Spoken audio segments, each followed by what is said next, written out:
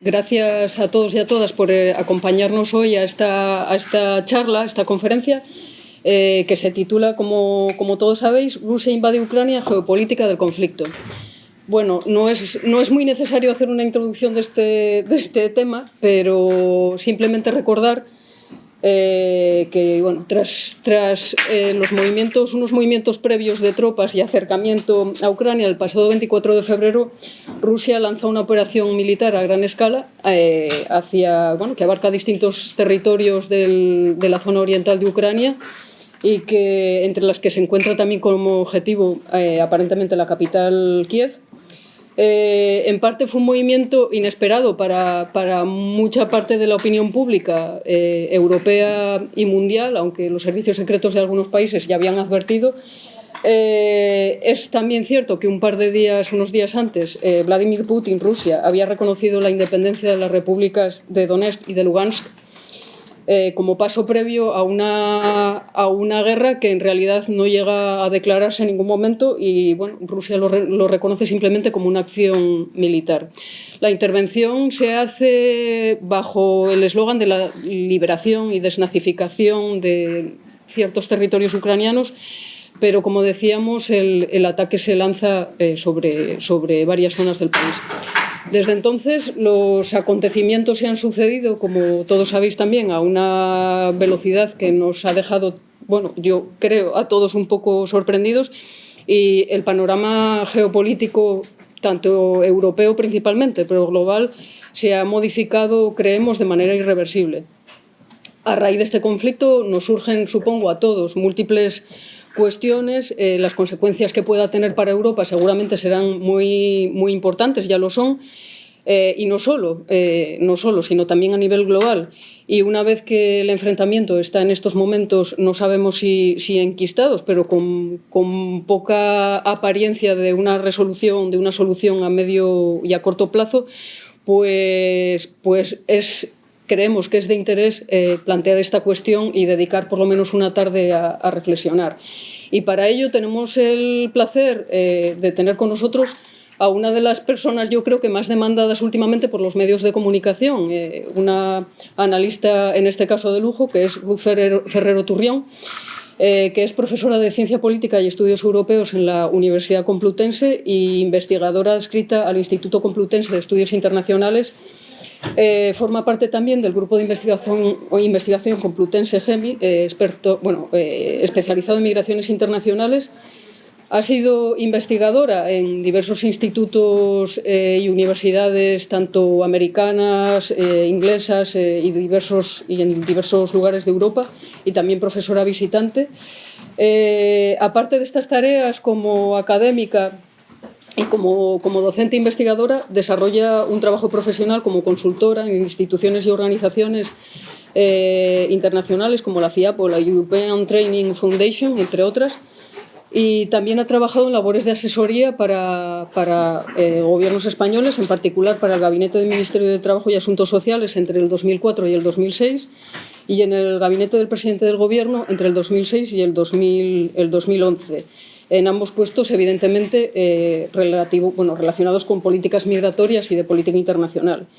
Y últimamente es colaboradora habitual de medios de comunicación como analista internacional y europea en El Periódico, en Contexto, Es Global, Política Exterior, en programas de televisión como La Noche en 24 horas o en La Sexta.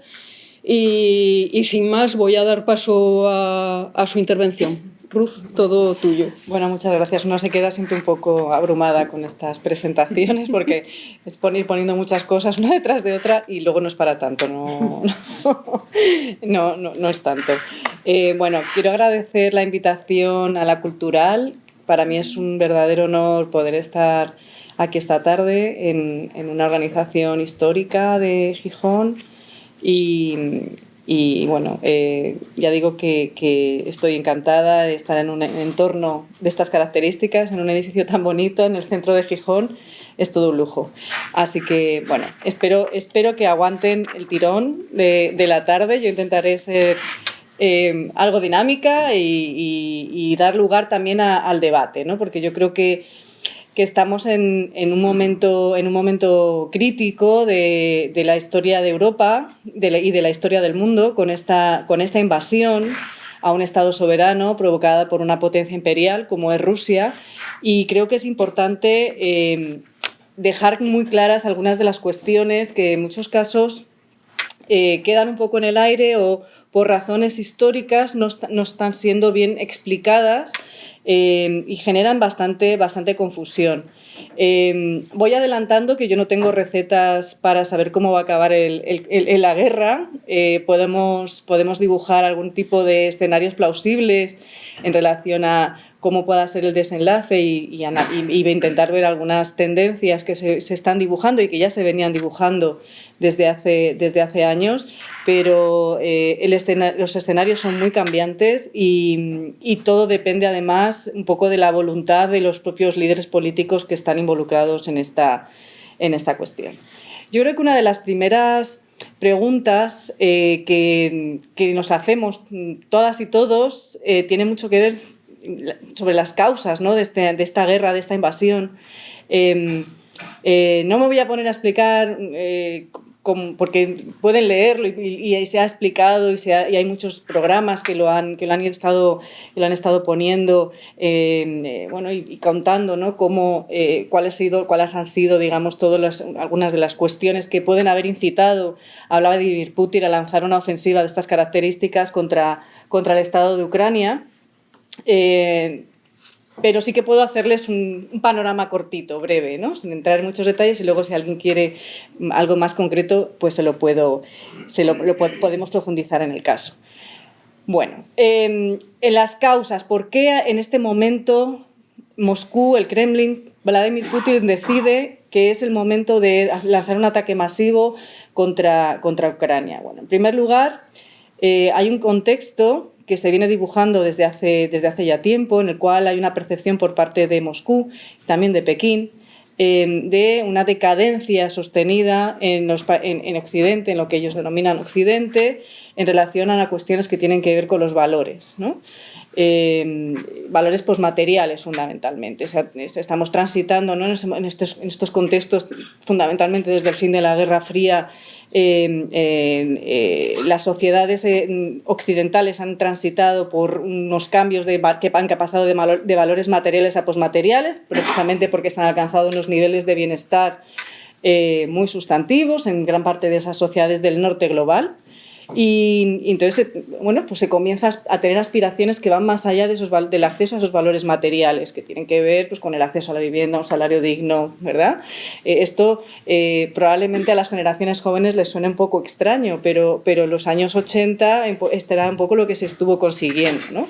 Un trabajo para toda la vida y demás. Y a partir de ahí, cuando se alcanzan esos niveles de bienestar más o menos suficientes, comienzan a aspirar a acceder a otro tipo de derechos que tienen que ver con el medio ambiente, con los feminismos, la igualdad, los derechos de los distintos colectivos LGTBI, y esto es percibido por los países que salían del otro lado del telón de acero como una suerte de corrupción de las sociedades, ¿no?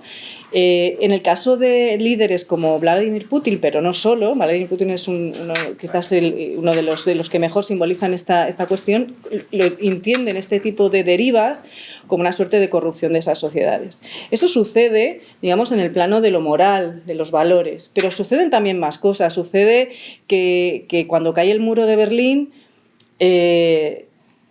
desaparece el Pacto de Varsovia. Y la otra organización que se crea para ser una organización defensiva precisamente de una potencial amenaza de ese Pacto de Varsovia se mantiene, no desaparece, y es la OTAN, ¿no? Hay muchos argumentos y muchos analistas que plantean que una de las causas que desencadena esta agresión es esa expansión de la OTAN hacia el este, ¿no? Y que eso hace que Rusia se sienta amenazada de alguna manera en sus estructuras de seguridad y defensa, y que por tanto, al sentirse amenazada, lance esa agresión. Digamos que estas son las dos grandes hipótesis sobre las que se está trabajando en el plano analítico, y a mí me gustaría que nosotros lo pensáramos de una manera integral, porque ninguna de las dos es exactamente la que desencadena esa guerra. ¿eh? Pero ninguna de las dos de manera aislada son las que desencadenan esa guerra. Empezaré por la parte más de la realpolitik y de la geopolítica, que es quizás la más extendida, y que plantea efectivamente que, al sentirse acorralada, Rusia lo que hace es, a través de una política exterior reactiva, dar el siguiente golpe, ¿no? Y da ese siguiente golpe primero en Georgia, luego en Georgia en el año 2008, luego en Ucrania en el año 2014 y finalmente con un ataque masivo en el 2022 al territorio ucraniano. Bien, vamos a intentar desmontar un poco este argumento, ¿no? Es verdad que la OTAN se ha expandido, pero esa OTAN se expande, es una organización internacional y para poder expandirse necesita que los estados que se quieren adherir a esa organización quieran hacerlo. No lo hace imponiendo la membresía a esos estados.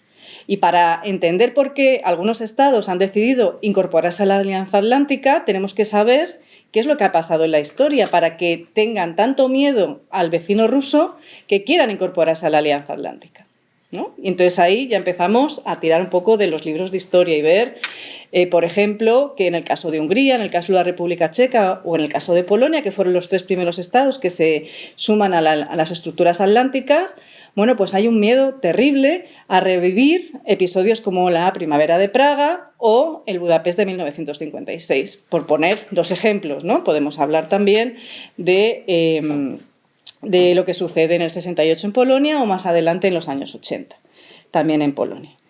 Pero es que además, durante la época de los años 90, lo que estamos viendo es que hay un acuerdo entre, en aquel momento, el líder ruso Boris Yeltsin y estos estados, o los gobiernos de estos estados,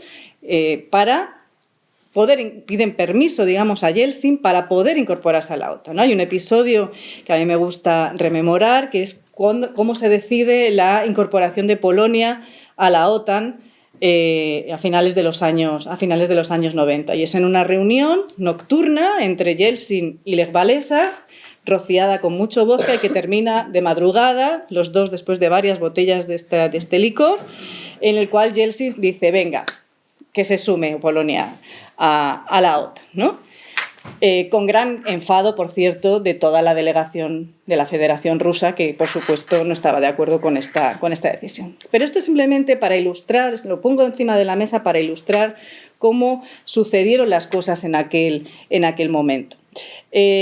Rusia se encontraba absolutamente debilitada, la sociedad rusa estaba en estado de shock y hay un libro escrito por un analista que se llama Iván Krastev que se titula algo así como ¿Cómo ganamos la paz? ¿Cómo ganamos la guerra y perdimos la paz? ¿No? Y esto tiene mucho que ver con esa percepción que se recibe en Moscú de humillación. ¿Por qué? Porque cuando cae el muro de Berlín, el Imperio Soviético se desmorona, implosiona la Unión Soviética y a partir de ahí Occidente empieza también a aprovecharse de esa debilidad que tiene la Federación Rusa, bueno, pues para hacer negocios con los distintos oligarcas que van saliendo, para poner en marcha los procesos de privatización de los sectores esenciales de la economía rusa y hacerse ricos. No solamente los oligarcas rusos, también grandes multinacionales y personas individuales en el lado occidental. Esa debilidad económica, política y social que vive la Federación de Rusia durante los años 90 hace que se genere un sentimiento de resentimiento hacia Occidente. ¿Por qué? Porque no se les ha tenido en cuenta como gran potencia que ellos consideran que son y que tienen que seguir siendo, ¿no? Rusia es un gran país en extensión, también en recursos naturales y también es una potencia militar, pero en los años 90 bueno, pues era extremadamente débil y los liderazgos políticos también ayudan, digamos, a determinadas dinámicas. Decía que para que la OTAN se expanda hace falta que también contemos con dar la agencia a los estados que quieren unirse a la OTAN. Lo que sucede es que el punto clave aquí lo podemos encontrar a partir del año 2007 con un discurso de Putin en la Conferencia de Seguridad de Múnich, cuando decide que ya es suficiente de humillaciones a Rusia, que Rusia ha colaborado con las potencias occidentales y que no le han dado su lugar y no es respetada en la medida que Moscú requiere, ¿no? Y a partir de ahí, una de las primeras reacciones es en una conferencia de la OTAN de Bucarest del año siguiente, del 2008, bueno, pues la OTAN ofrece la candidatura a Ucrania y a Georgia a unirse a sus estructuras. De nuevo, es una invitación a dos estados soberanos a unirse a una organización militar. Bien. Al mismo tiempo que esto sucede, también hay una propuesta por parte de Moscú a la Unión Europea para construir de manera conjunta una estructura de seguridad y defensa genuinamente europea, que no bebiese, digamos, de la herencia de la Guerra Fría, es decir, construir una estructura cooperativa de seguridad y defensa en la cual participara Rusia, pero que dejase fuera lo construido por parte de la OTAN. Esa propuesta procedente del presidente de aquella época en Moscú, que era Medvedev, es rechazada por parte de las instituciones europeas y unos meses más tarde tiene lugar la Guerra de Georgia, ¿no? La Guerra de Georgia, que, bueno, como sabrán, sucede en el mes de agosto y no es una guerra que, digamos, surja de la nada, sino que hay una agresión también a determinados territorios por parte del aquel entonces presidente georgiano Saakashvili, un presidente prooccidental Saakashvili, a los dos territorios en los que habitaba la minoría, una fuerte minoría rusa. Reacciona el ejército ruso, ataca a Georgia, llega hasta la capital, hasta Tbilisi, y toma el control de esos dos territorios. Pero fíjense que a pesar de que llega hasta las puertas de Tbilisi, invade el país, es una guerra muy corta y rápidamente se repliega a esos dos territorios que quedan como conflictos congelados. Un poquito más adelante, unos años más tarde, tendrá lugar la revolución del Maidán, ¿no? Revolución del Maidán, que a mí me gusta vincularla con las revoluciones de colores del año 2004, que son revoluciones que pretenden un proceso de regeneración democrático en algunas de las repúblicas exsoviéticas, como fueron Ucrania, Georgia y Kirguistán, que fueron donde tuvieron lugar estas revoluciones denominadas de color, y que cuestionaban, digamos, el sistema político que había surgido de la desintegración soviética, de los procesos de formación de los estados-nación de estas repúblicas herederas de esa desintegración de la Unión Soviética. La revolución del Maidán se produce en el año 2014, o comienza, mejor dicho, en otoño del 2013, invierno del 2013, en noviembre del 2013, como consecuencia del rechazo del presidente en aquel momento, Yanukovych, de firmar un acuerdo de libre comercio con la Unión Europea, ¿no? ¿Qué es lo que sucede en aquel momento? Ahí hay convocada una cumbre de los países del Partenariado Oriental de la Unión Europea, que son Moldavia, Georgia, Ucrania, Azerbaiyán, Armenia y ¿cuál me falta? Y Bielorrusia, perdón, y Bielorrusia. Y a esa reunión están convocados solamente 3, porque de esos 6 estados que forman parte del Partenariado Oriental de la Unión Europea, hay 3 estados que no están avanzando en la manera en los que la Unión Europea considera que pueden ser considerados efectivamente como acreedores de esa firma de un acuerdo de libre cambio que les daría acceso, digamos, a las 4 libertades esenciales en el marco de la Unión Europea, que son la libertad de circulación, la libertad de movimientos, mercancías, capitales y servicios, que es básicamente a lo que aspiran estos estados que se encuentran en la inmediata periferia de la Unión Europea en su frontera oriental. Ese acuerdo de libre cambio rechazado por Yanukovych por varias razones. Primero, porque desde Moscú es percibida esta oferta por parte de la Unión Europea como una amenaza y una propuesta de mayor occidentalización de Ucrania y de perder, digamos, todo el control que seguía teniendo en aquel momento Moscú sobre la soberanía del territorio ucraniano. Es decir, es verdad que Ucrania es un Estado soberano, pero es verdad también que en gran medida su política exterior y la política interior está muy determinada también por lo que Moscú quiere que suceda. Y este tipo de maniobras son percibidas por Moscú como una suerte de pérdida de influencia de lo que ellos consideran que es su esfera de influencia, ¿no? Una esfera de influencia que se ha mantenido y que pervive a lo largo de muchos años y que consideran que no tienen por qué abandonar ese intento de controlar ese territorio. En el caso de la revolución del Maidán, lo que sucede es que es de manera espontánea, aparecen una serie de movimientos, en un primer momento estudiantes proeuropeos en las grandes ciudades ucranianas, fundamentalmente en Kiev. También se suman a esa revolución reservistas de la guerra de Afganistán, que estaban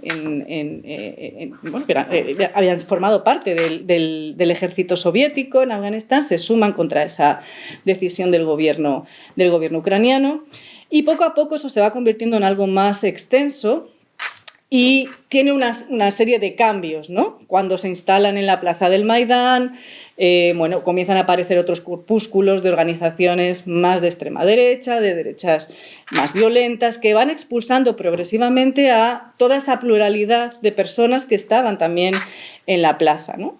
Y además aparecen también, digamos, como elementos infiltrados también dentro de ese movimiento. Con esto no quiero decir que ese movimiento haya sido manipulado. Yo creo que había agencia ucraniana a la hora de poner en marcha ese movimiento de protesta.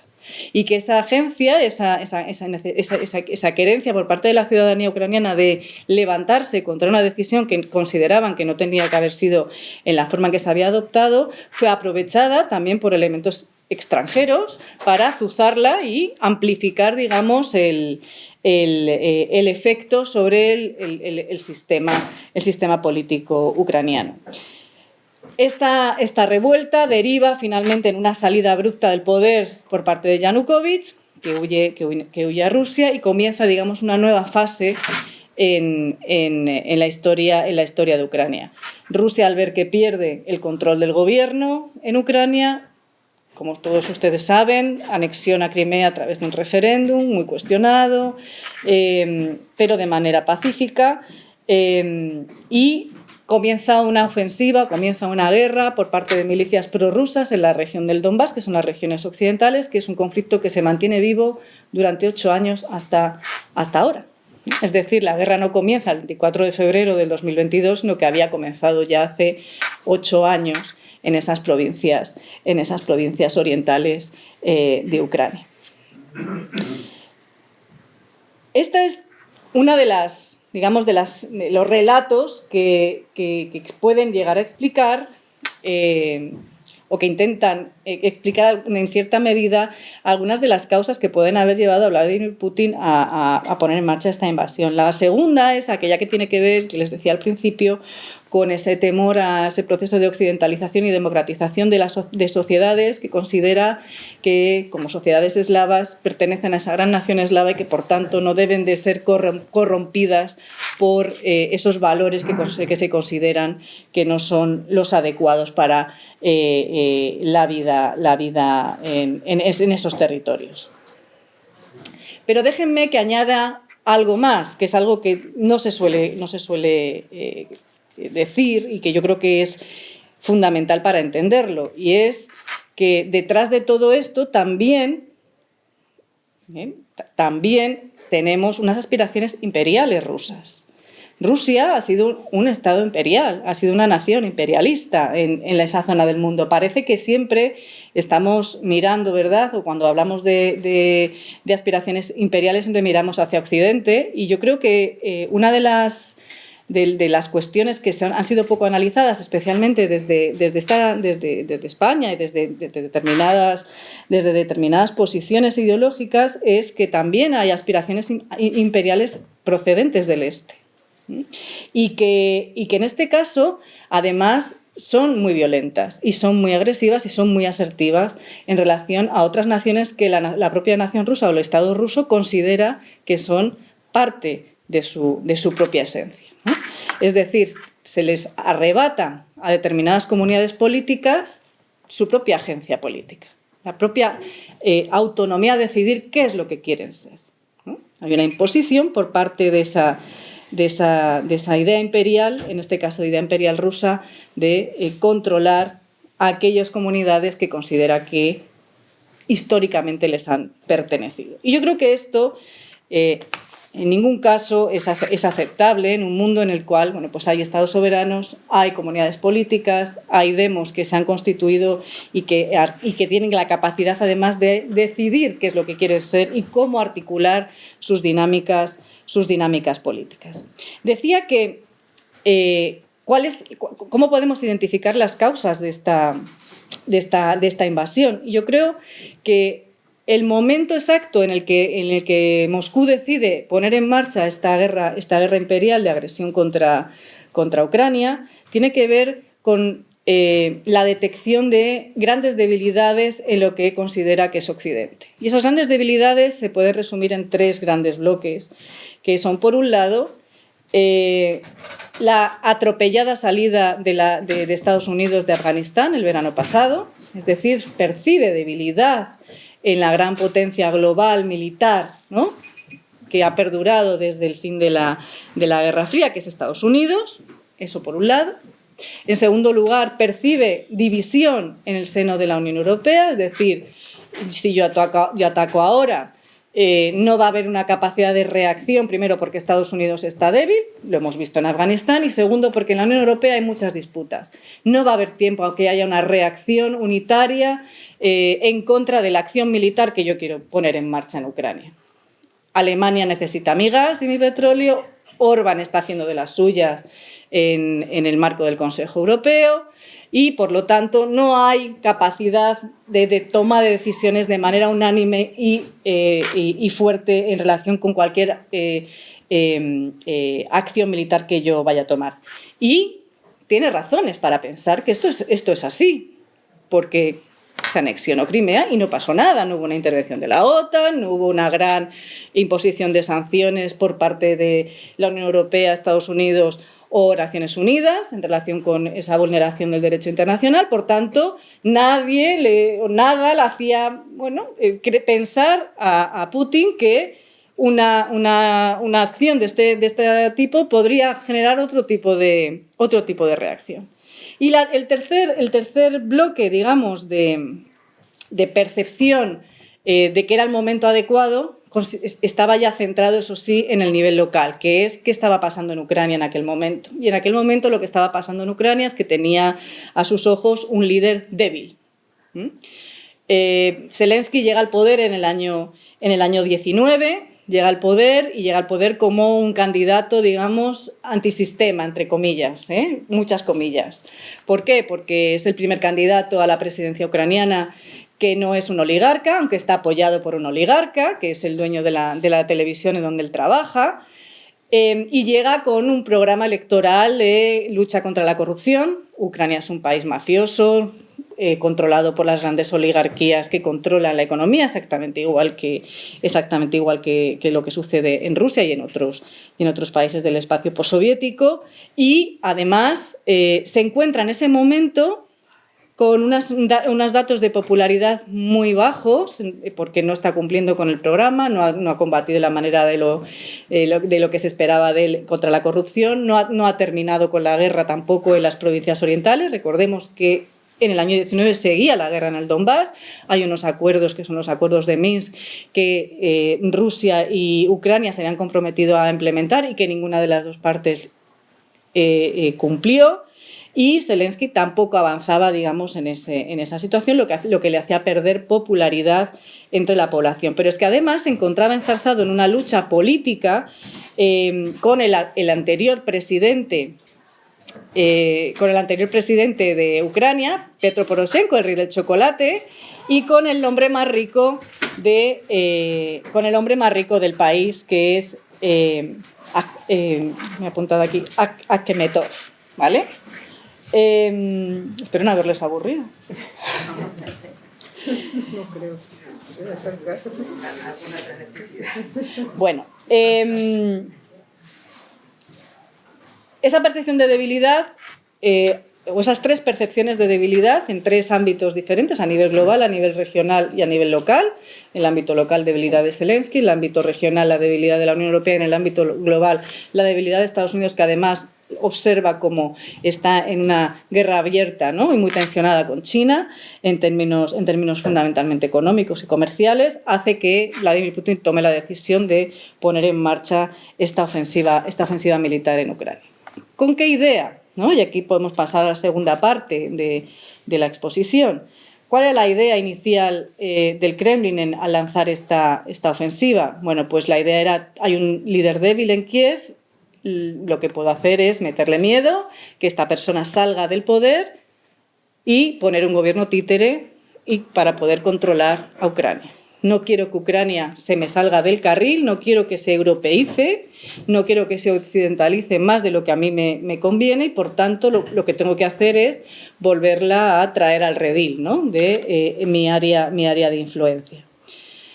Pero este plan le sale mal. Zelensky, obviamente, podía haber cogido un avión y haberse ido. De hecho, Biden le había puesto un avión y estaba diciendo: vente para acá y montamos un gobierno provisional fuera de Ucrania, porque tu vida corre peligro.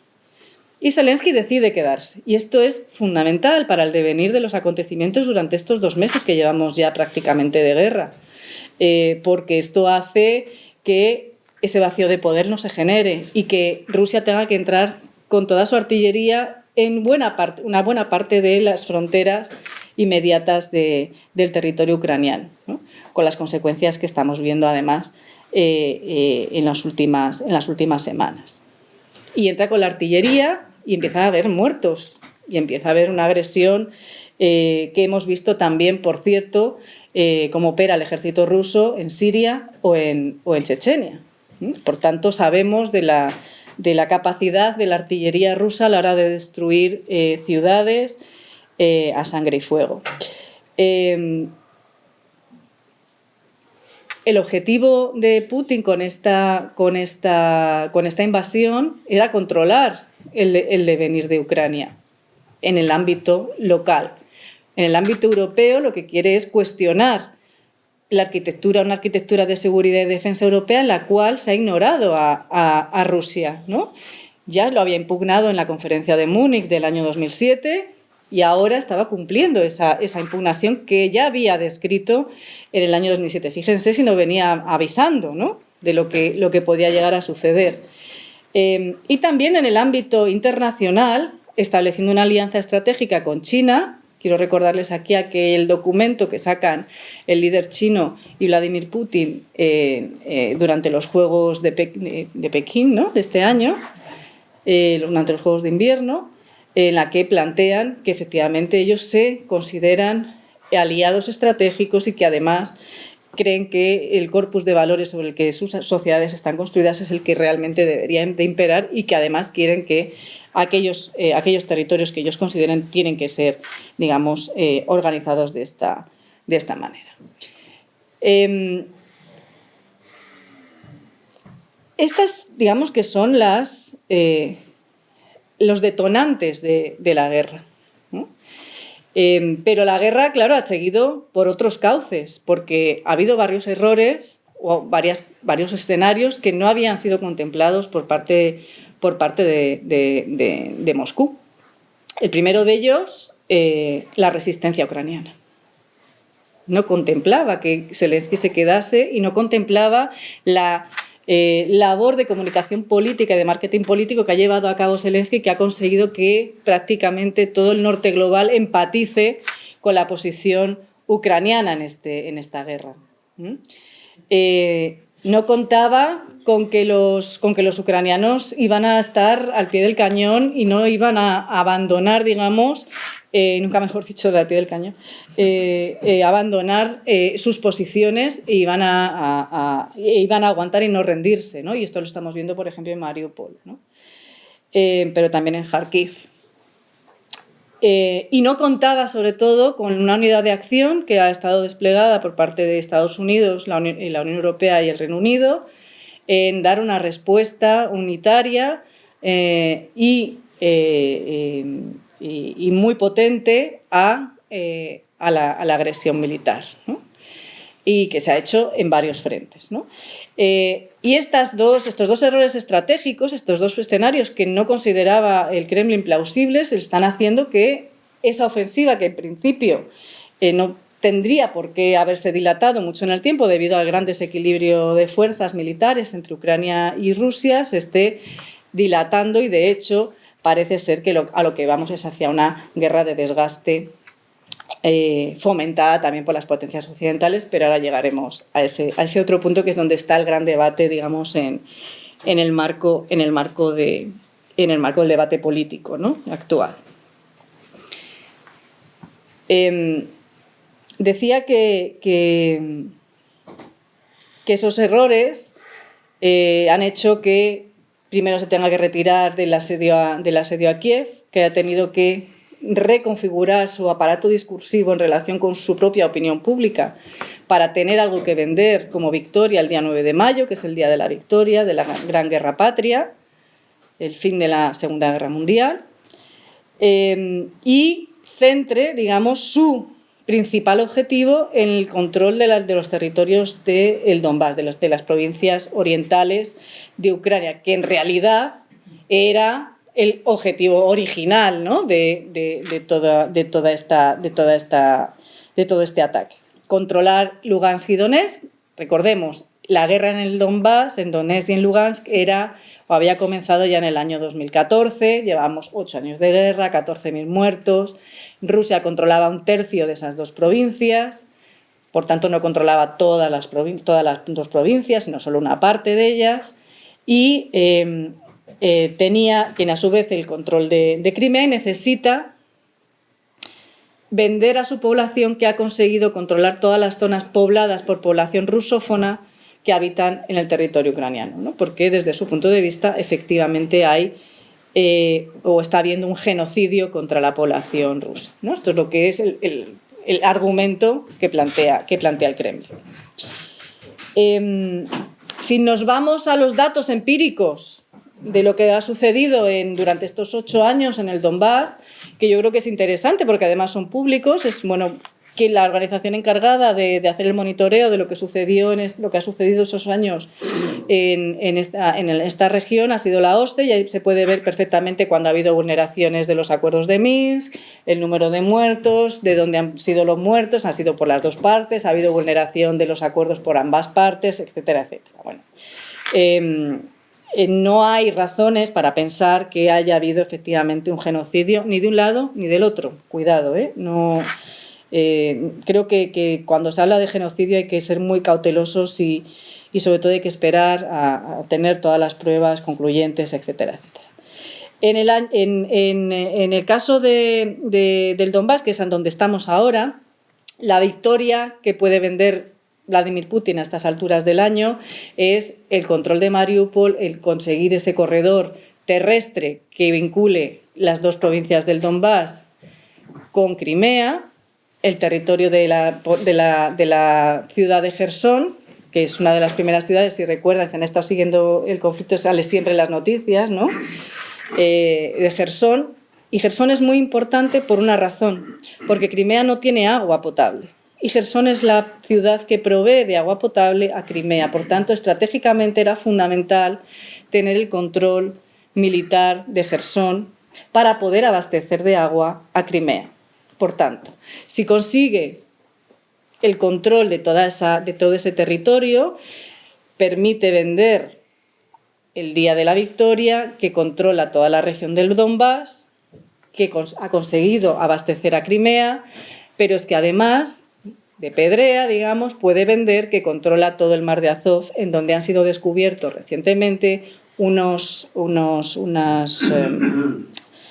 bolsas de gas natural que parece ser, ¿no?, que son las segundas más importantes del mundo después de las propias explotaciones rusas. Por lo tanto, es algo que no iba a dejar en manos del gobierno ucraniano para que compitiese, digamos, en la exportación de hidrocarburos a Occidente.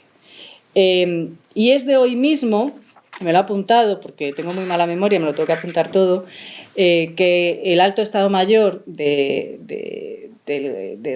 Moscú ha planteado cuáles son los próximos objetivos que tiene en la cabeza, ¿no?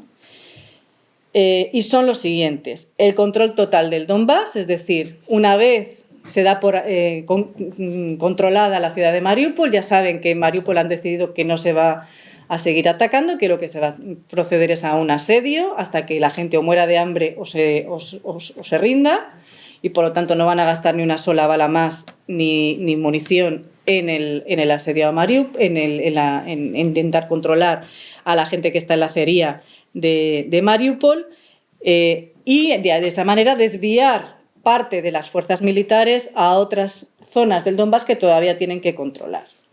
Control total del Donbass, principal objetivo. Segundo, control total también del corredor terrestre que une el Donbass con Crimea.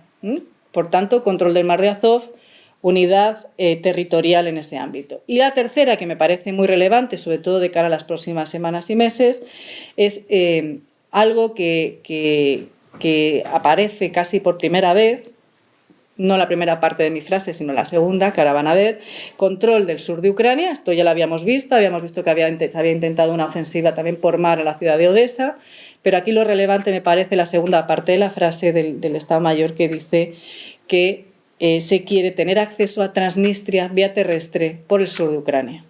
Y esto es la primera vez que aparece. Y el argumento que se está dando es que se han detectado que hay rusos oprimidos en la región de Transnistria.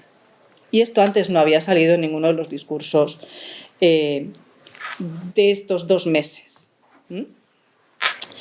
Esto quiere decir que el objetivo militar ruso a partir de ahora es no solamente controlar el Donbass, sino intentar dejar como estado continental a Ucrania, es decir, cortarle cualquier salida al mar y unir todo ese territorio con la zona controlada por tropas rusas, por unas pocas unidades rusas que llevan desde el año 92 en la región de Transnistria, en Moldavia, para de esa manera tener un perfecto corredor terrestre que aísle a Ucrania, dejando, digamos, el territorio que históricamente había pertenecido al Imperio Polaco, al lituano-polaco, ¿no? Que es toda la zona occidental de Ucrania, Leópolis, Ivano-Frankivsk, Kiev está un poco en el medio de esta región, pero que es donde realmente allí no ha habido nunca población rusa. Y este es un poco el plan militar que tiene ahora mismo, de esta mañana, la estrategia militar planteada por Rusia en este momento.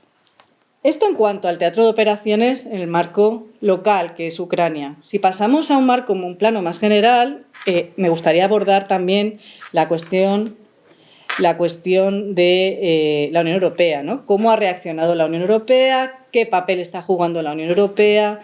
¿Qué papel están jugando las autoridades europeas en todo esto? Y qué es lo que podemos esperar a partir de aquí, ¿no? La Unión Europea ha reaccionado, como le gusta decir al alto representante, ¿no? Está reaccionando o hablando el lenguaje del poder, ¿no? Esto le encanta a Borrell. Habla del lenguaje del poder. ¿Y cómo dice Borrell que está hablando? Dice, bueno, está hablando a través de una acción unitaria, sin estados que decidan no apoyar determinadas cuestiones, y lo está haciendo además de una manera contundente y asertiva en relación con Rusia y coordinada con sus socios militares, que son el Reino Unido y Estados Unidos, ¿no? Y sus socios de la OTAN. Es la primera vez, hay varios hitos históricos en la adopción de medidas que ha puesto en marcha la Unión Europea en el primer mes de guerra. El primero de ellos es la exportación de armas a un tercer país. Esto nunca antes había sucedido, la creación del Fondo para la Paz, dotada con 500 millones más 500 millones, es decir, bastante dinero destinado al armamento y a la exportación de ese armamento. Esto nunca antes había sido parte, digamos, de la estrategia de acción exterior de la Unión Europea, y esta es la primera vez que sucede. La segunda tiene que ver con la aprobación de paquetes de sanciones financieras, comerciales y económicas.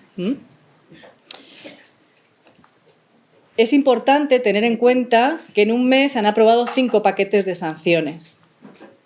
Históricamente, el término medio de aprobar un paquete de sanciones, además focalizado en personas, en empresas o en sectores muy determinados, era de 2 años, ¿no? Para poder poner en común y ponerse de acuerdo todos los Estados miembros, porque es algo que se acuerda por unanimidad, en fin, bueno, pues.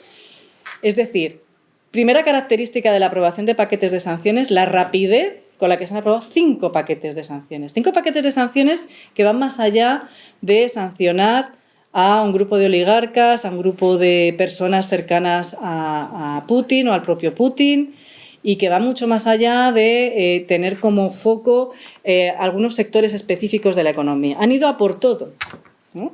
Una de las características de los paquetes de sanciones desde los años 90 es que se intentaba que las sanciones que se imponían estuviesen muy focalizadas en personas y empresas específicas con tal de no afectar a las sociedades en su conjunto. Pues bien, estos paquetes de sanciones desde luego no van por esa vía, ¿no?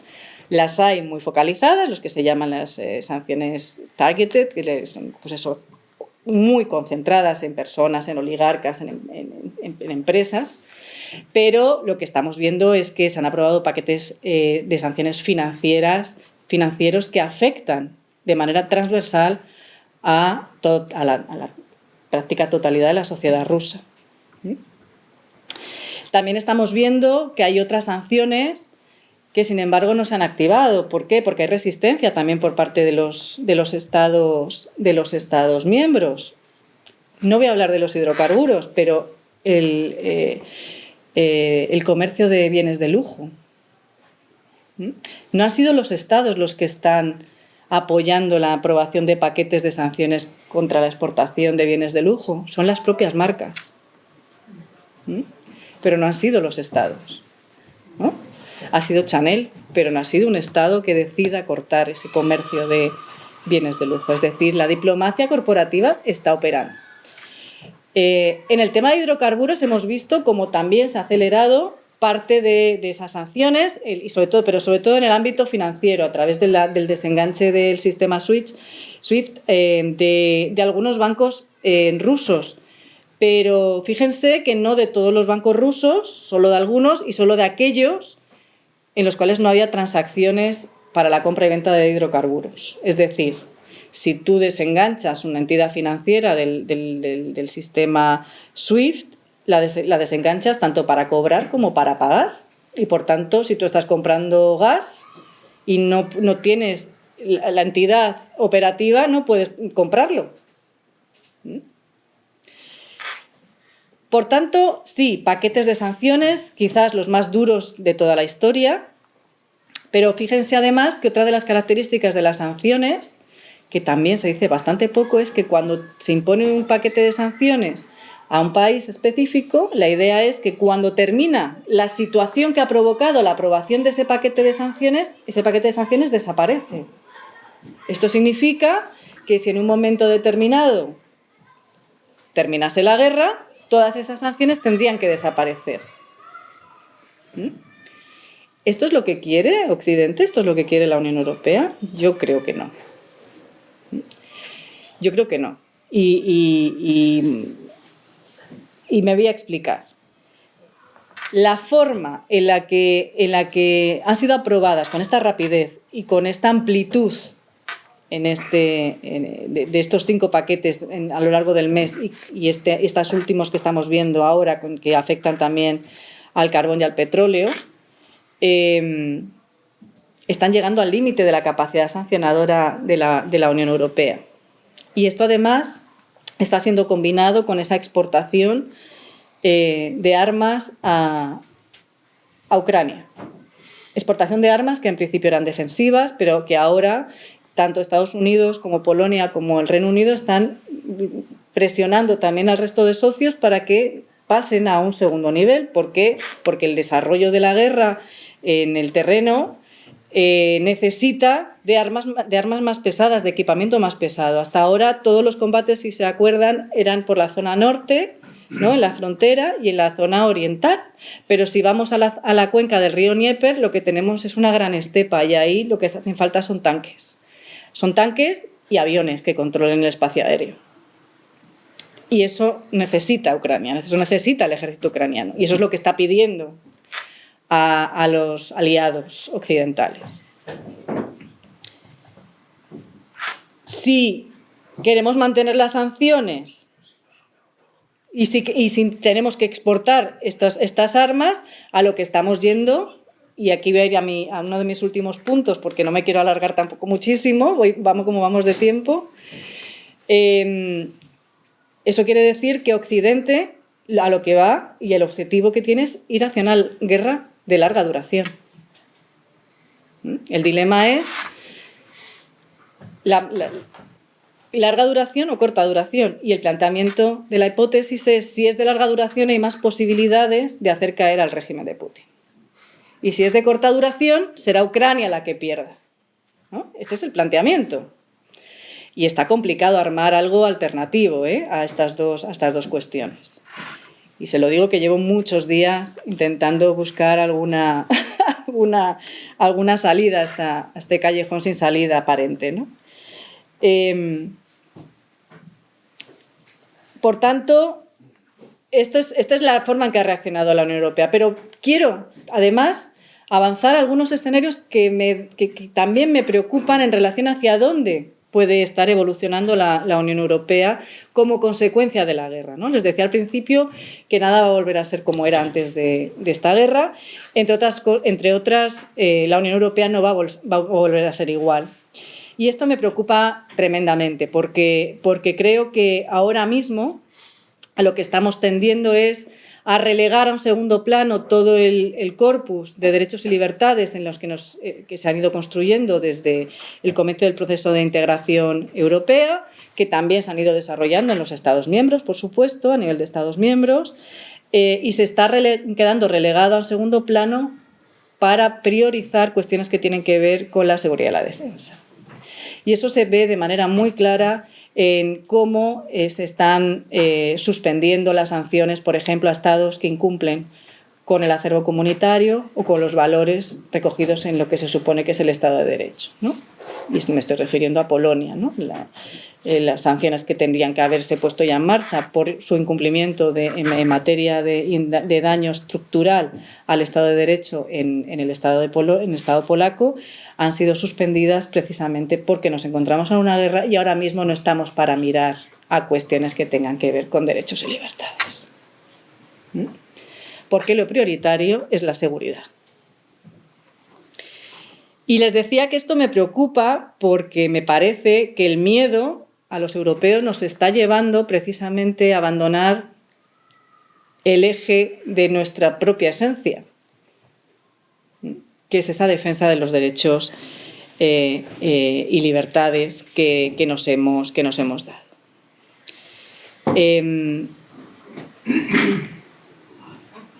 Los debates que están encima de la mesa ahora, les decía que son ese de una guerra larga, una guerra corta, que Occidente está apostando claramente por una guerra larga, con la intencionalidad meridiana de debilitar a Rusia y por descontado, al régimen de Putin.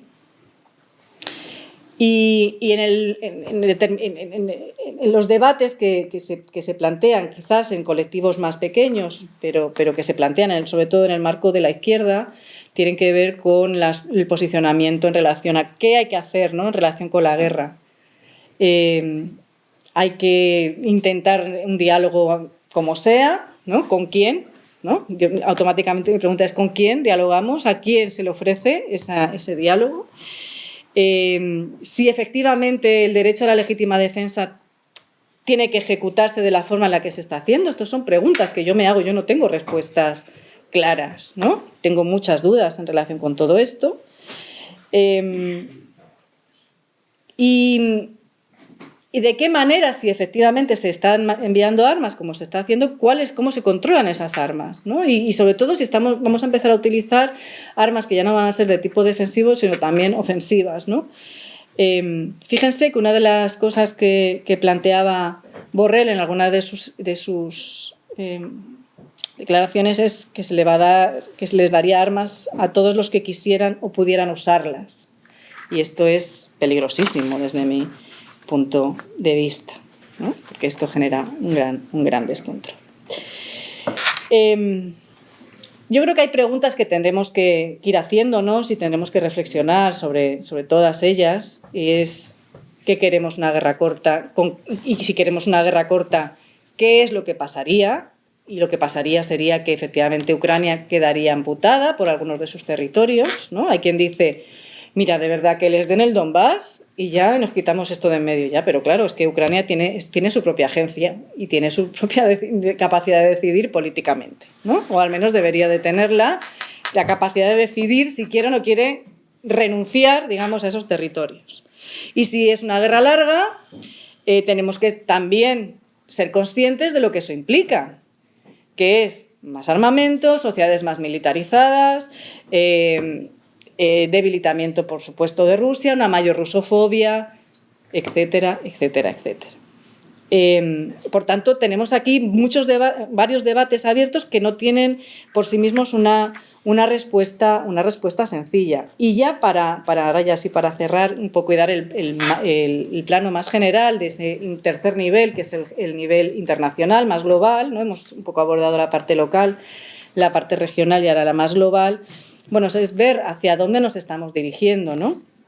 Y yo creo que lo que está haciendo esta guerra es acelerar un proceso de desglobalización que ya venía operando en el ámbito internacional, que comienza antes de la COVID, pero que se profundiza durante el periodo de la pandemia, en el cual están operando dos grandes fuerzas, que son Estados Unidos por un lado y China por otro, que rivalizan, ¿no? China aparece por primera vez desde hace unos años como ese gran rival sistémico a la hegemonía norteamericana en el plano económico y comercial, y que esta guerra lo que está haciendo es acelerar, digamos, ese proceso de desconexión. Y está acelerando este proceso de desconexión también, yo creo que como una consecuencia no deseada, como consecuencia de la aplicación de estas sanciones que les comentaba antes, ¿no? Si resulta que el modelo de globalización en el que estamos operando desde hace ya unos años se sostenía sobre el incremento de las interconexiones comerciales y económicas, ¿no? Para asegurar la paz, que obviamente ha fracasado, ¿no? Y se están imponiendo sanciones de tipo económico que lo que hacen es cortar más puentes en las relaciones comerciales y económicas entre los dos grandes bloques que se están configurando, que por un lado serían China y Rusia y por otro lado sería Estados Unidos y sus aliados occidentales, y luego un grupo de países. ¿Recuerdan la Guerra Fría de los no alineados? Pues algo parecido. Pues estaríamos yendo hacia ese escenario. Ruptura de esas relaciones comerciales y económicas que harían esa creación de dos grandes bloques que competirían por intentar controlar el resto de esos otros estados o potencias emergentes que puedan encontrarse fundamentalmente y se encuentran en el sur global. Y a partir de aquí, bueno, pues tendremos que ver cómo va evolucionando también el conflicto, cómo se resuelve, cómo se consigue un alto el fuego, si es que esto es posible, ¿no? Según las distintas hipótesis en las que se está trabajando, bueno, pues uno de esos escenarios sería que, yo creo que además uno de los más plausibles y los más probables es que una vez tenga controlada Rusia ese territorio que les mencionaba antes, decida que la operación especial ha terminado y se plantee una frontera de facto en esos territorios que tenga controlados militarmente, deje unas unidades militares ahí y, bueno, esperar un poco a ver qué reacción tendría Occidente. Y ahí es una gran incógnita, ¿no? Si Occidente se vería o querría atacar o se conformaría con esa frontera de facto como la que hemos visto o la que se mantiene todavía, por ejemplo, entre las dos Coreas, ¿no? Para que tengan un poco una idea de cuál sería un poco la situación. Recuerden que no ha habido declaración de guerra por parte de Rusia a Ucrania. Por tanto, no habría que firmar una paz, ¿no? En términos de derecho internacional.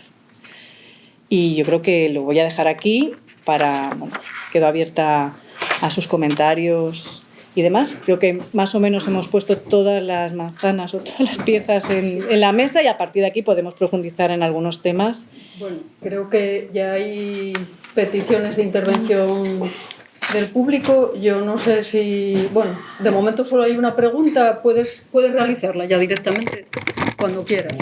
Felicitarte por la exposición. muy interesante. Una pregunta, en esos escenarios que planteas, ¿ves posible un escenario nuclear? Un escenario de un ataque nuclear. Vale. A ver, una de las características de esta guerra es que es la primera vez que se está librando una guerra en un territorio que tiene centrales nucleares. Es la primera vez en la historia. Esto no ha pasado nunca. Entonces, un escenario nuclear, yo creo que hay más posibilidades de que suceda un bombardeo a una central nuclear que no al uso de armas tácticas nucleares por parte de Rusia. Ahora bien, esto es ponernos muy... Es decir, es un escenario que está. Yo no me lo estoy inventando, no quiero ser muy tremendista y demás, pero creo que existe el peligro.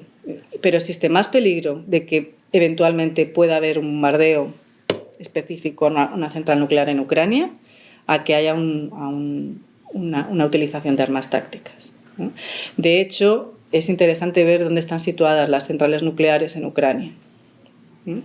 Porque una de ellas divide prácticamente al país en dos. Entonces, generar un espacio infectado nuclearmente que de facto divida el territorio en dos, no sería descartable.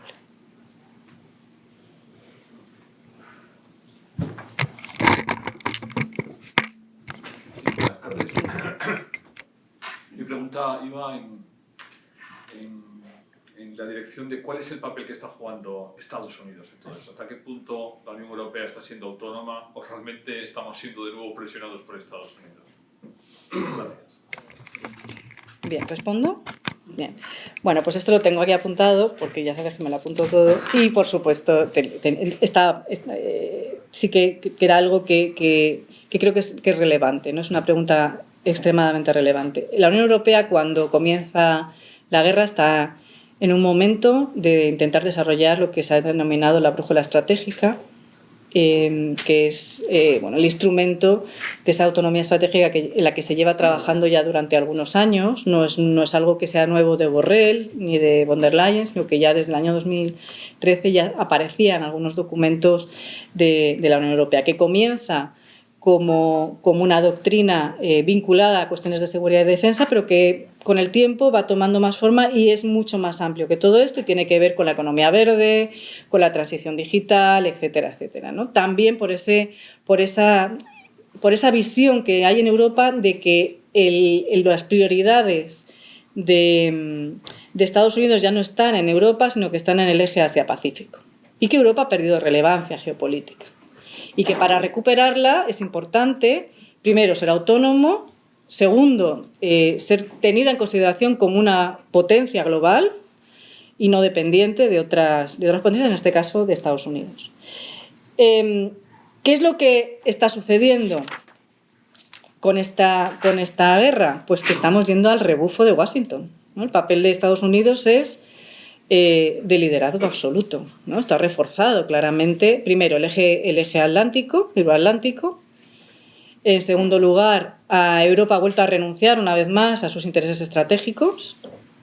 A Europa no le interesa tener una guerra en su territorio, una guerra que le va a tocar pagar, porque una vez que esto termine, no seamos ingenuos, los que van a pagar la reconstrucción de Ucrania no van a ser los americanos, ni los británicos, ni los japoneses, van a ser los europeos, o sea, nosotros.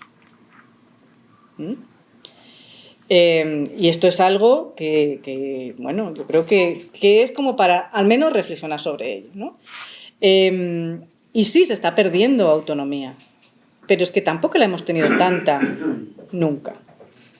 Porque estábamos en ese comienzo de intentar arrancar, ¿no? de ser lo suficientemente independientes para tener nuestra propia estrategia verde, ¿no? En las distintas organizaciones internacionales, poner en marcha la transición digital, ver cómo trabajábamos con China.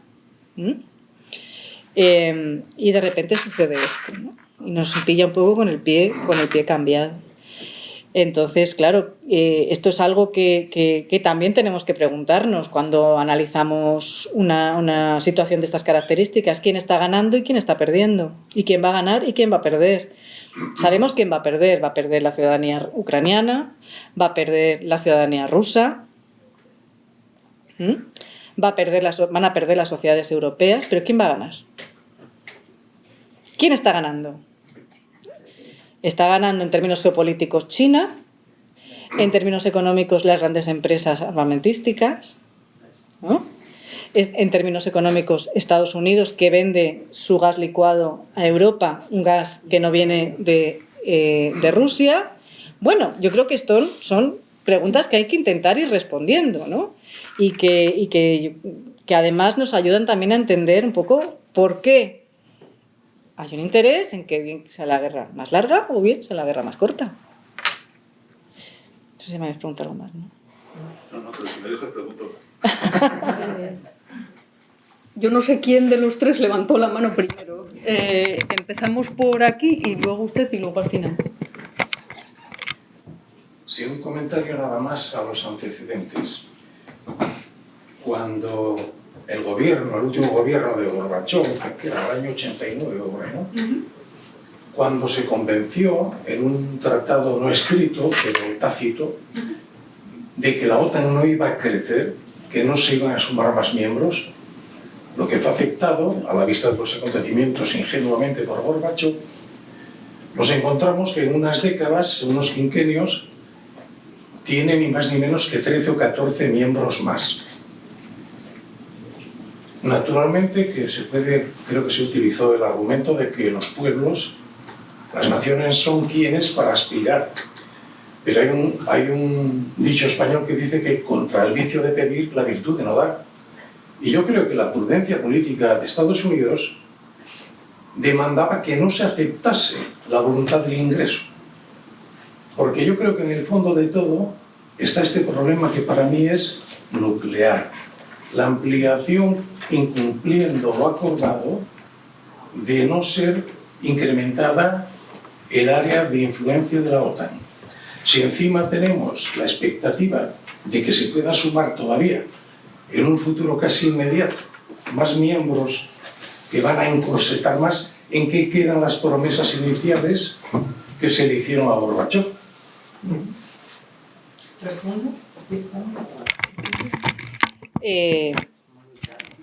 Efectivamente hubo un acuerdo verbal entre Estados Unidos y la Unión Soviética en aquel momento, que consistía en, la negociación se centraba fundamentalmente en la más que probable reunificación alemana, y el acuerdo lo que venía a decir era algo así como no se iría un paso más allá al este de Alemania, ¿no? Se asumía por parte de la Unión Soviética en aquel momento que iba a haber una reunificación, y ya que la Alemania federal pertenecía a la OTAN, y sabían que se iba a incorporar la Alemania democrática, que también ese territorio fuera parte de la OTAN. Y es verdad que hubo un acuerdo verbal en estos términos. Ahora bien, dicho esto, esto en el marco del derecho no sirve. No sirve. Esto por un lado, ¿no? Si nos ponemos estrictos en el marco del derecho internacional de manera, digamos, literal, esto no sirve. Y en segundo lugar,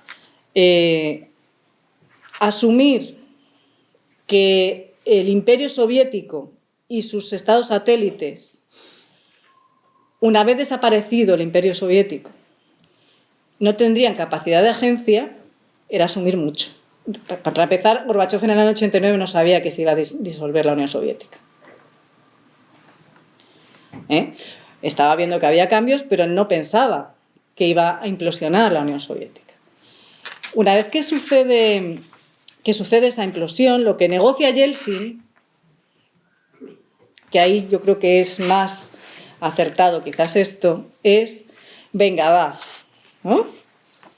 Que entren estos que lo han pedido, que entren en la OTAN, pero no metas a ninguno que sea de la antigua Unión Soviética.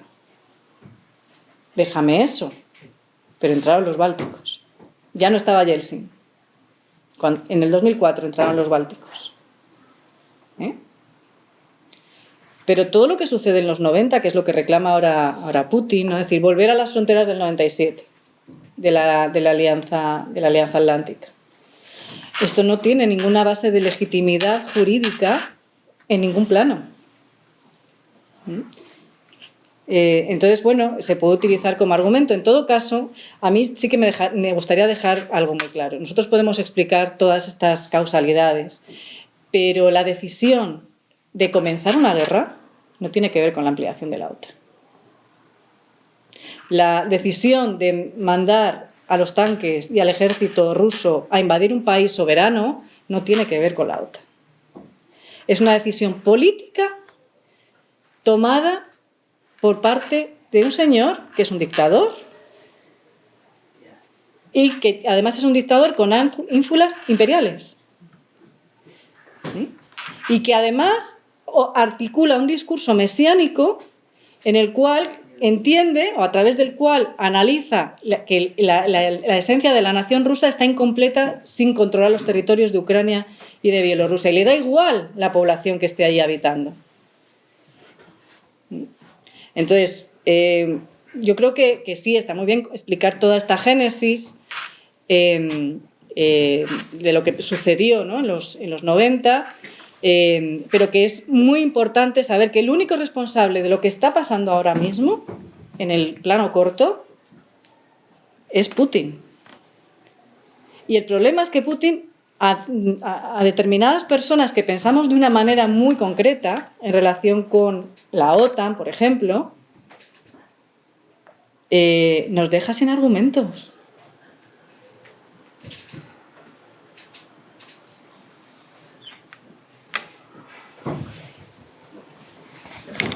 Una pregunta. Primero, por delante y luego... Perdón, primero... Yo no sé quién de los dos iba primero. Pues nada, sí, primero ya por orden casi aquí y luego intervienes al final, ¿vale? No, yo una cosa muy sencilla. El planteamiento de que nosotros vamos a rebufo de la política norteamericana en este tema, yo me pregunto si aunque el régimen ucraniano quisiera tener una negociación de solución, ¿tendría autonomía? Porque yo creo que no tendría ninguna autonomía.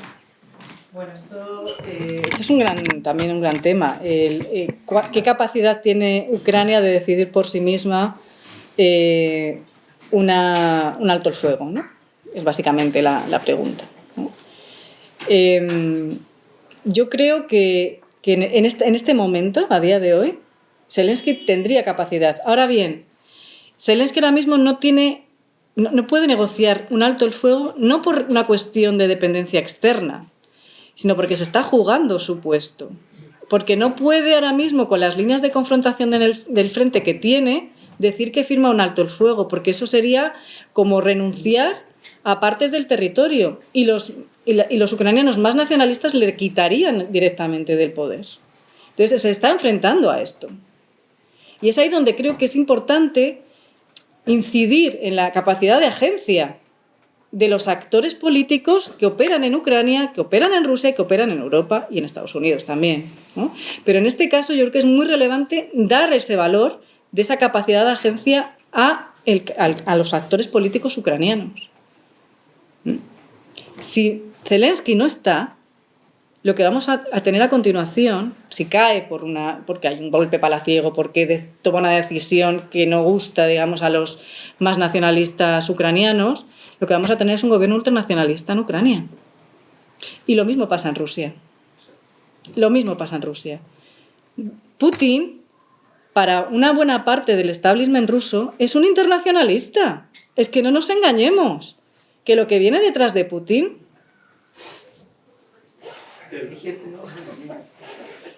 En fin, o sea, que es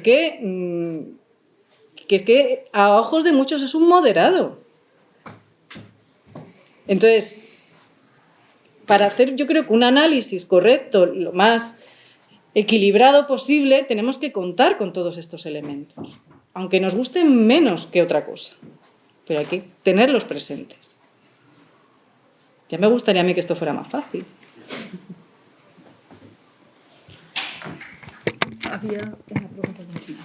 Sí, yo me gustaría que hiciésemos un intento de de figurarnos qué hubiese ocurrido de no haber invadido Rusia Ucrania, tal como estaban las cosas. Había una oferta de entrar a la OTAN en Ucrania, había una aceptación por parte del gobierno. ¿Qué hubiese ocurrido? La segunda pregunta, esta es una. La segunda. ¿Será posible que la estrategia pensada por Rusia sería machacar el ejército ucraniano, nunca tener la intención de apoderarse de toda Ucrania, sino debilitar, machacar al ejército para luego marchar con el sureste de Ucrania tranquilamente? ¿Sería esta la estrategia? Si fuera esta, ¿cómo están yendo las cosas? Que a mí me parece que están yendo muy bien para Rusia. Estoy muy de acuerdo con usted. Estoy muy de acuerdo. En relación con la segunda cuestión que ha planteado, muy de acuerdo. Yo creo que la estrategia nunca fue invadir todo el territorio. Para empezar, porque no tenía efectivos suficientes. Para invadir un territorio de la extensión de Ucrania, se estimaba que eran necesarios más de en torno a los 900.000 efectivos y el ejército ruso tiene en torno a los 800.000, en total, de toda Rusia, no los desplegados en las fronteras. Por lo tanto, sí que era plausible un escenario de ataque, un ataque muy concreto, a una zona concreta, pero nunca una invasión a gran escala de todo el territorio. Por lo que les decía antes, porque hay una parte del territorio ucraniano que no le interesa a Rusia, que es esa parte que no conforma a sus ojos o no forma parte de esa nación mesiánica rusa, ¿no? Que es toda la parte occidental, ¿no? Le decía esta tarde a Pedro, ¿por qué Leópolis tiene un nombre latino? Porque Leópolis ha sido polaco, porque Leópolis ha sido católico. Esa parte...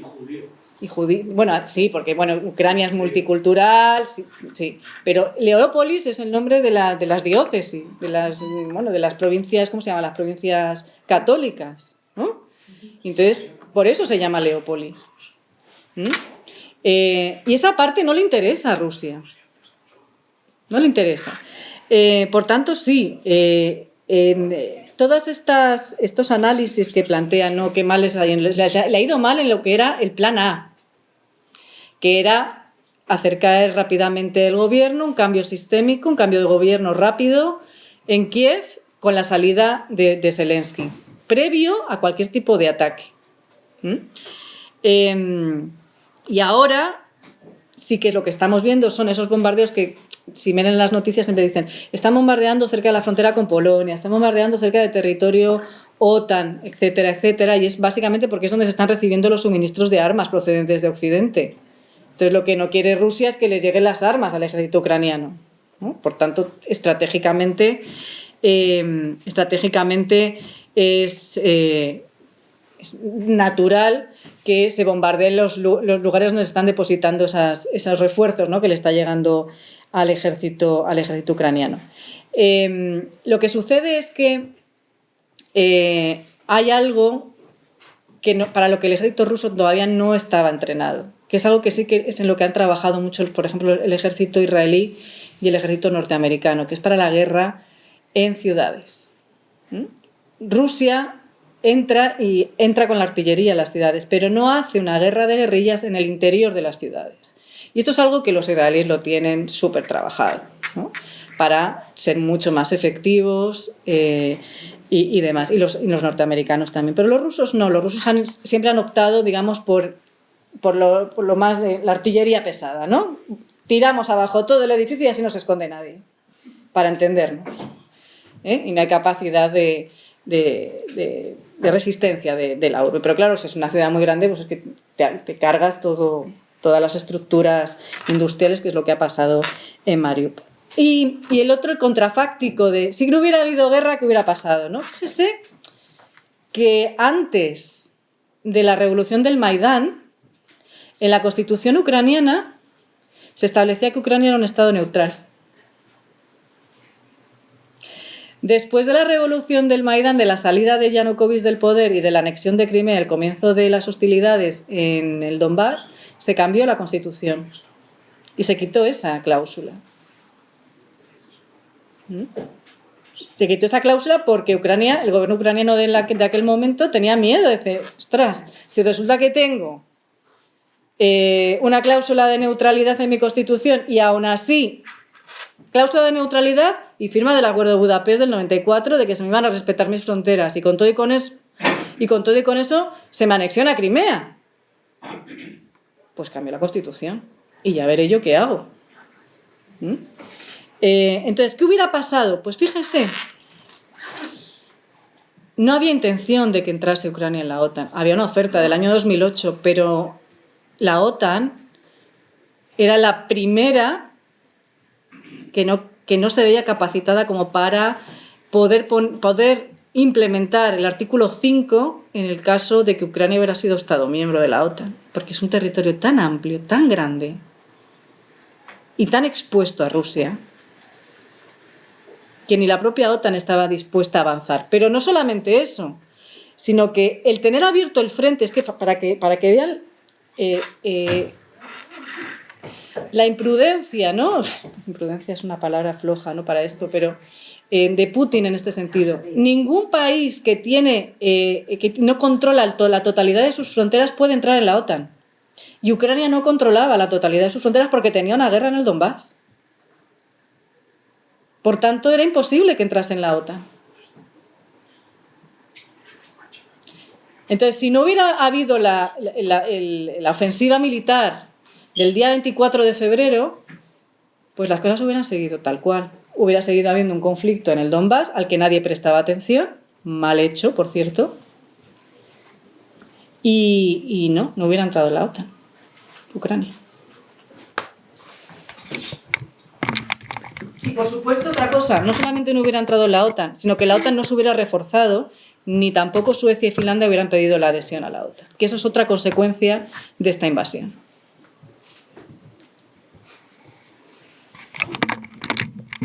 Sí, bueno, primero muchas gracias por la intervención, porque creo que ha sido muy clarificadora en muchos aspectos de una situación que además es muy compleja y que es muy difícil tener todos los datos, manejar todos los datos, porque además de los de comunicación a veces se acaba siendo demasiado confuso todo las soluciones, ¿no? Sin embargo, hay una cosa que me llama la atención, no en tu intervención, sino en general en el conflicto, más creo que es muy relevante, que es la ausencia, siempre ejemplo, de una palabra, ¿no? Que es, una palabra, unas siglas. ONU. Es decir, no hablamos de la ONU porque se asume que no sé dónde está el Guterres, a qué se dedica su tiempo libre o qué está, pero es la pérdida absoluta del papel de la ONU a nivel internacional, que por lo menos en algunos conflictos incluso por lo menos hasta lavaba un poco la cara o intentaba hacer algo, en este caso directamente están absolutamente desaparecidos sin ningún intento de mediación ni nada al respecto, ¿no? Por eso creo que es interesante cuando tú planteas la cuestión del derecho internacional, que estoy de acuerdo contigo, pero sí que da la sensación de que hablar ahora mismo de derecho internacional en el mundo post-bipolar es como hablar del código de circulación y de velocidad en las 24 horas de Le Mans.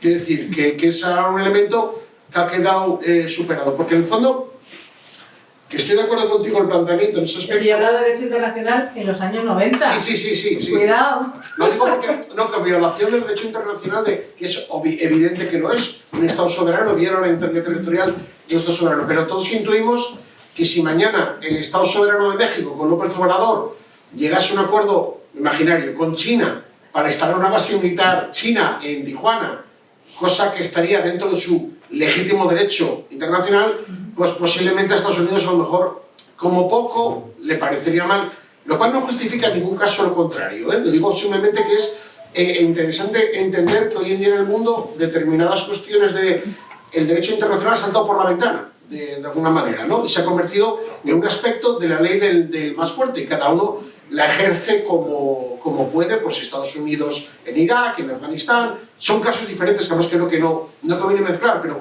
sí que es cierto que todos ellos han llevado una situación donde la ONU no existe y demás, ¿no? Y respecto a una cosa que creo que es muy importante, que es la propia estructura del ejército ruso como el ejército soviético, que funciona más con cuerpos de ejército grandes grupos de división que en Occidente ya no se estila, se utilizan con unidades mucho más pequeñas, más operativas y más...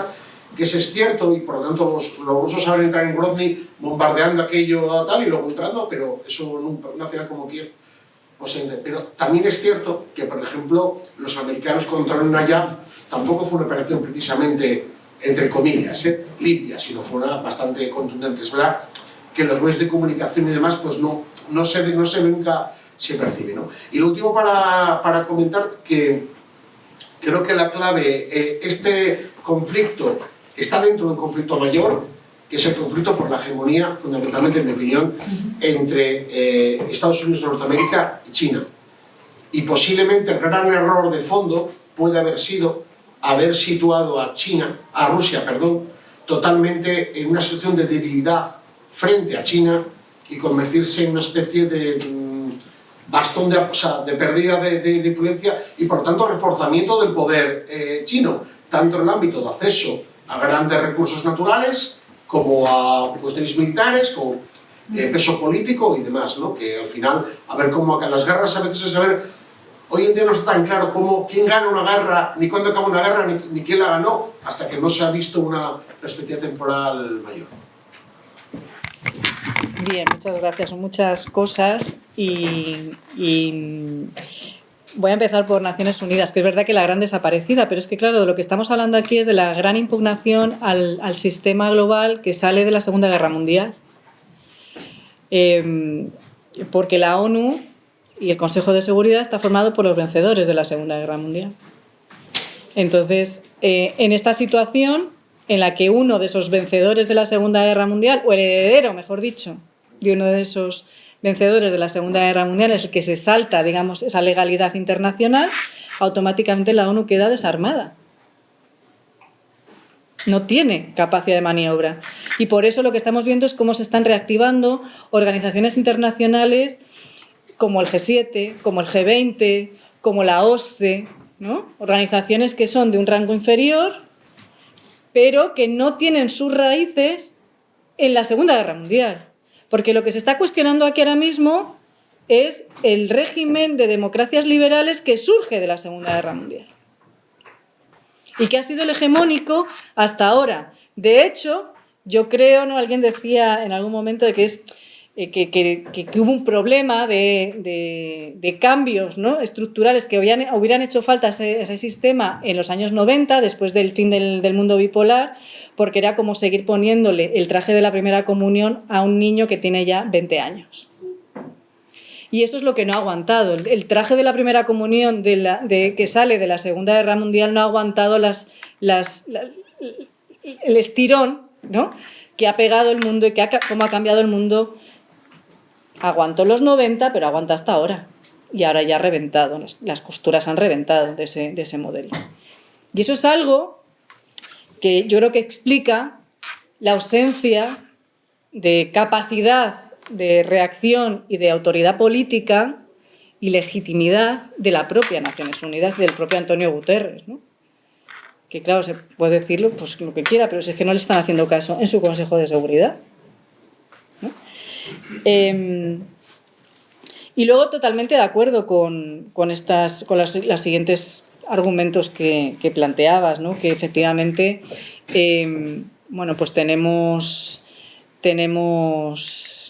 por delante, digamos, una suerte de gran tarea titánica para ver cómo establecemos. Yo creo que una de las cosas que no se dice también, ¿verdad?, en muchas ocasiones es cómo tendría que tener la Unión Europea o cómo tendría que haber construido la Unión Europea sus relaciones con Rusia. Después de la crisis del año 14 sacamos un grupo de académicos un texto que era una propuesta para hacer establecer unas relaciones más cooperativas con Rusia, y se nos tachó de prorrusos. Se nos llegó a acusar de que nos pagaba el Kremlin, porque planteábamos que efectivamente era necesario incorporar como vecino a Rusia también en las decisiones que se fueran adoptando, ¿no? Y estoy hablando del año 2015. Esto ahora es imposible. O sea, unas relaciones cooperativas con Rusia después de esto es que es absolutamente inviable. No ya con Putin, con Rusia. Y luego el tema de las relaciones entre China y Rusia, de nuevo. En esa dinámica de desacople que comentaba antes, lo que se hace es agudizar unas relaciones que ya existían entre China y Rusia y que las hemos visto en Asia Central. En Asia Central, China es el banquero y Rusia es el centurión. Y eso lo que vamos a ver es que se extiende a otras zonas que no van a estar limitadas solo a Asia Central. China se va a quedar con, digamos, todo el acceso a recursos fósiles, a hidrocarburos, y no solo eso, parte del territorio para situar a su población, que es algo que los nacionalistas rusos no pueden ver. Porque toda la zona oriental que linda con China está siendo repoblada por chinos. Por eso les decía, es que Putin es un internacionalista para los más ultranacionalistas en Rusia. Entonces, tema demográfico, tema hidrocarburos, va a ser el centurión el que tiene la potencia militar en todo este bloque, ¿no?, del que les estoy hablando. Esa potencia militar para efectivamente, bueno, decir qué tipo de modelo y qué sistema de valores quiere que se implanten en los territorios que ellos consideran que van a ser sus zonas de influencia. Y este es, de nuevo, también algo lo que yo creo que tenemos que reflexionar todos. Hoy Borrell lo decía en una entrevista, precisamente, que vamos a un mundo de dos bloques. O sea, no soy muy optimista, lo siento. Sí. Yo quería introducir un poco el tema de la religión. Es decir, antes hablabas tangencialmente que Polonia es católica. Todos sabemos que durante la Segunda Guerra Mundial, pues Pío XII no condenó claramente a Hitler y lo criticaron mucho por ello, pero no sirvió para nada. Pero ¿os imagináis ahora que la Iglesia Ortodoxa rusa, que es toda la Iglesia Ortodoxa de Grecia y de ahí para allá, se posicionara muy en contra de que un país como Rusia se lanzara a una guerra como esta? Eso psicológicamente, porque es que hemos descubierto cuando se ha acabado el comunismo en Rusia, pues que eran todos la mar de religiosos. Y resulta que hay iglesias ortodoxas por todas partes y todos van a misa y a comulgar. Bueno, total. Si los curas sirvieran para algo y las grandes estructuras religiosas, como por ejemplo la Iglesia Ortodoxa o el Vaticano en su sitio, ahora estos días ha hecho algo tímidamente el Papa, hablando un poco, pero muy tímidamente. Pero os imagináis que toda la Iglesia Ortodoxa, toda la Iglesia que está en Rusia y en Grecia para allá, de repente dijera que era una inmoralidad haber empezado una guerra, la que se armaría? Pues, como diría el otro, me alegra que me hagas. Porque es algo que se me ha olvidado comentar y que creo es relevante, además, para entender, ¿no?, este papel de las iglesias. La Iglesia Ortodoxa rusa, bueno, las iglesias en el Oriente, las iglesias ortodoxas son autocéfalas y están muy vinculadas con los procesos de construcción nacional. Eso lo vemos en Balcanes, ¿no?, pero se ve en Ucrania, se ve en Rusia. Fíjense que en el 18 se independiza la Iglesia Ortodoxa ucraniana de la Iglesia Ortodoxa rusa. Ergo, gran cabreo de la Iglesia Ortodoxa rusa, del patriarca ruso, porque pierde un territorio controlado, porque estaba supeditada a las órdenes del patriarcado ruso en Ucrania. Eso hace que inmediatamente uno de los principales actores políticos que incita a esta invasión sea el patriarcado ortodoxo ruso. O sea, que no van a decir ni pío. No es que no vayan a decir ni pío, es que lo alientan. Increíble. Una religión diciendo que a matar a gente. Hay un artículo muy interesante de una compañera que lo sacó hace... Pues, bueno, ya teníamos las cruzadas, pero bueno. En este mes pasado en El País, Cristina Manzano sacó un artículo cortito, una columnita, contando un poco esto, ¿no?, de cuál estaba siendo el papel de la Iglesia Ortodoxa rusa en la guerra. Y es un actor fundamental para impulsarla. Y la reacción en relación con la otra iglesia, que esa no es autocéfala, ¿no? Esa es universal, ¿no? En Roma, la reacción del gobierno de Zelensky a la aparición de esas dos personas, una rusa y una ucraniana, en el Vaticano, ¿no? Ahora durante la Semana Santa. Del embajador, ¿no? Del embajador ucraniano en Italia o en el Vaticano. No recuerdo quién fue el que hizo la reacción, pero como escandalizado de poner al mismo nivel a un ruso y a un ucraniano. Por tanto, estamos ante una ausencia total y absoluta de cualquier tipo de canal de diálogo para intentar solucionar esta guerra. Ahora mismo hay un enroque absoluto de todos los actores involucrados, por razones diversas, por intereses diversos, los que están en el ámbito de lo local, por lo que se juegan, lo comentábamos antes con el tema de Zelensky, la posibilidad de que pudiera ser derrocado si llega a un acuerdo de paz que no gusta, digamos, a los más ultras, pero luego los intereses económicos que están, ¿no? Sobrevolando, digamos, toda la guerra. Bueno, eso solamente lleva a una conclusión, que si Jesucristo no hubiera existido y Mahoma tampoco, a lo mejor resulta que toda la humanidad hubiera sido siempre mucho más feliz porque no se hubieran hecho enfrentamientos tan bestiales como este que estamos hablando. Había una pregunta. Perdón, ¿hay preguntas pedidas? Yo al escuchar, hablando de la ONU, estaba pensando en el papel de la izquierda también, algo semejante. ¿No nos está erosionando este tema, esta invasión y las posiciones políticas? ¿No está erosionando a la izquierda? Vamos, fijaos, lo de Irak y toda la movilización que hubo, la dificultad que tiene la izquierda para articular una movilización y una reivindicación es lo que prima es la diferencia o quedarse un poco pasmado sin saber un poco. Y después hay una cosa que antes mencionabas tras la Segunda Guerra Mundial. Yo creo que la izquierda y la izquierda antifascista la deja un poco tocada.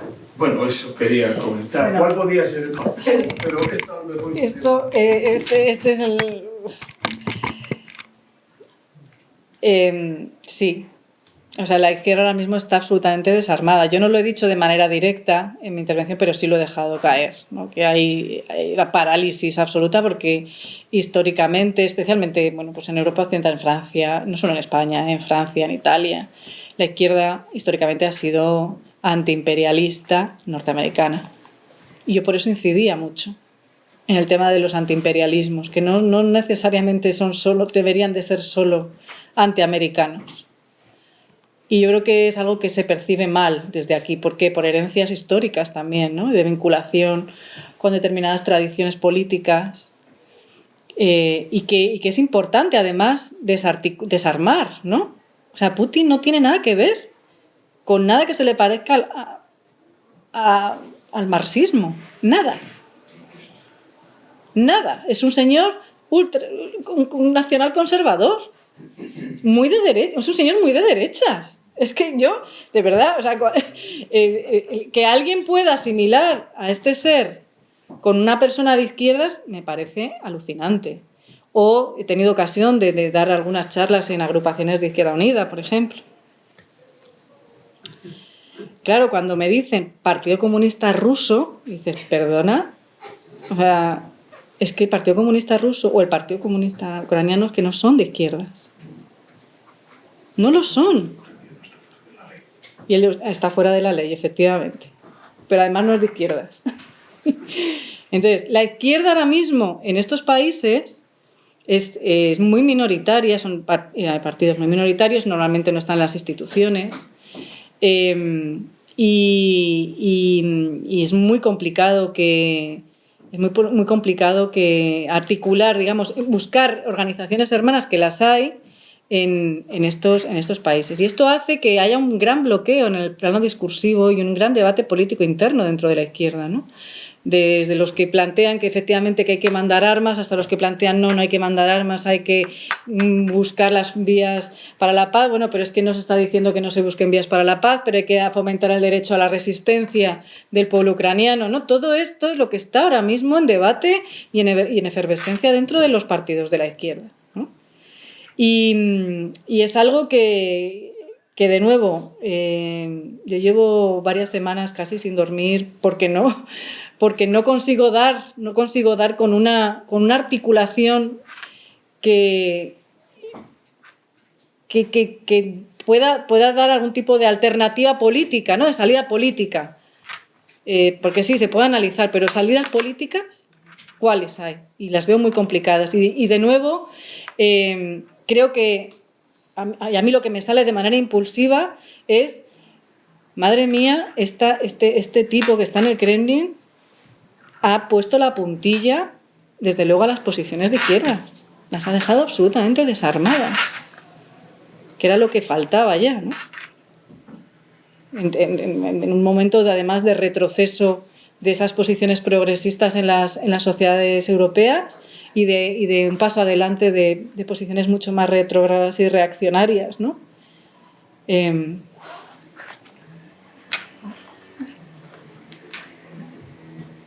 Había otra pregunta, creo, Al hilo de esto, es que quizá todavía nos pesa de considerar Rusia como la heredera de la Unión Soviética.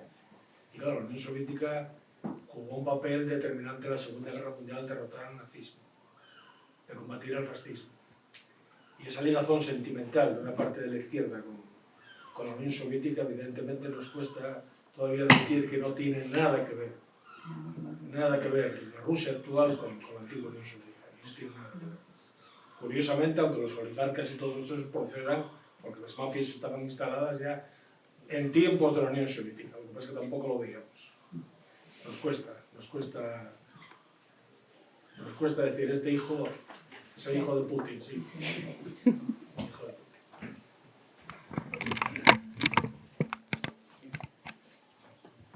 Bueno, yo creo que la última pregunta, porque ya estamos más o menos en torno a nuestro momento de acabar. En el plano local, nuestro presidente del gobierno, dos medidas que no nos esperábamos inicialmente. Una, incrementar el presupuesto de defensa. Dos, la posición con el Sáhara Occidental, de abandono total, con un cambio de postura radical, sin ser objeto de consenso, comentario, etcétera, a nivel político. ¿Cómo se enmarcan estas dos decisiones en la charla de hoy? Pues el tema del incremento en gasto en defensa es un poco al rebufo de todo lo que hemos visto en toda Europa. El discurso de Scholz dando ese giro de 180 grados a la política de seguridad y defensa alemana desde el final de la Segunda Guerra Mundial es muy significativo. España, si se ha caracterizado por algo en el plano de la Unión Europea, es por carecer, digamos, de iniciativa política y sumándose, digamos, al carro de determinadas decisiones, ¿no? Salvo en el caso de Kosovo. Pero, bueno, o de Irak también. Pero el resto de decisiones normalmente va un poco siguiendo la línea que van marcando Francia y Alemania. Y yo lo incorporaría dentro de ese mismo contexto. Y el caso del Sáhara, pues yo no soy especialista en esto, pero la gente que es especialista en esto me cuenta que efectivamente se toma esta decisión, que era un plan que ya venía tejiéndose de la época de Zapatero, precisamente por la coyuntura de la guerra. Y precisamente cuando pues se quiere mostrar, digamos, una implicación importante de España en el conflicto en las fronteras orientales de la Unión Europea, porque sabe que va a necesitar del apoyo de la OTAN en algún momento en la frontera sur, específicamente en el Sahel. Y entonces lo que quiere es tener tranquilos, digamos, a los socios que también lo son de la OTAN, como puede ser el caso de Marruecos, ¿no? Y evitar crisis como la que ocurrió hace un año, ¿no? en la frontera de Ceuta.